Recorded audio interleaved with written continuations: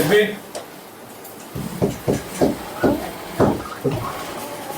අපරයි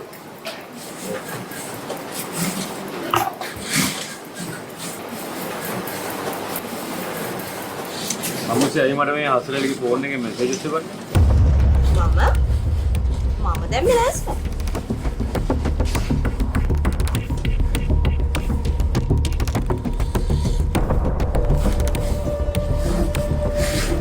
මේ මොකද්ද ඔය හසරලිගේ නම්බර් එකනේ හසරලි වෙන්නද දාන්න නැති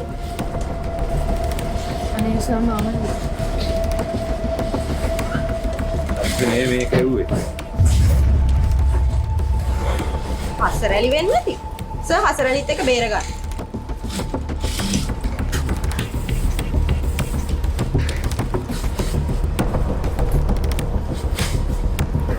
මේ මොකක්ද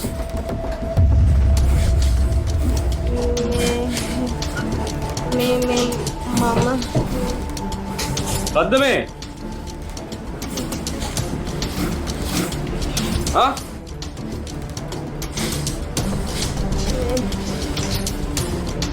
තමුසේ මෙතන ජොබ් එකට එන්නේ අනුන්ගේ ෆෝන් වලින් මෙසේජස් එවන්නද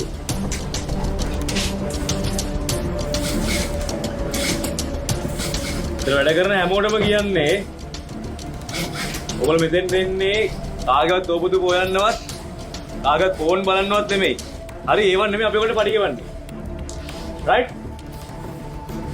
මෙතන වැඩ වෙන විදිය කොහොමද කියලා දන්නේ නැත්නම් කරුණා කරලා ගිහිල්ලා එරංජන්ගෙන් ආගන්න.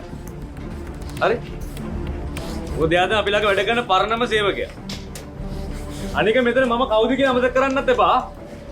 කාටවත් බෑ මගේ දේවල් වලට ඇකිලි ගන්න. තේරුණාද? Let me. අවුදේ ආයි chance නැහැ. මම තව chance කරනවා. අනේ එහෙම කරන්න එපා සර්.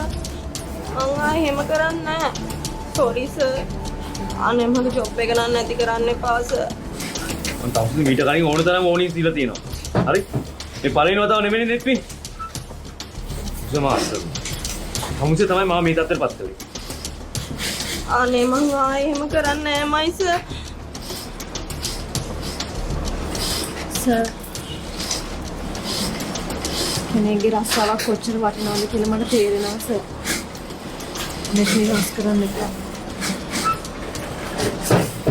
ඇයි හතරේ ලුවා කොහොම? ඒ තමන්ට වල කපන කෙනෙක්ට කොහොම හොද වෙනවද? හා? අයියෝ හොද වෙන්නේ නැහැ.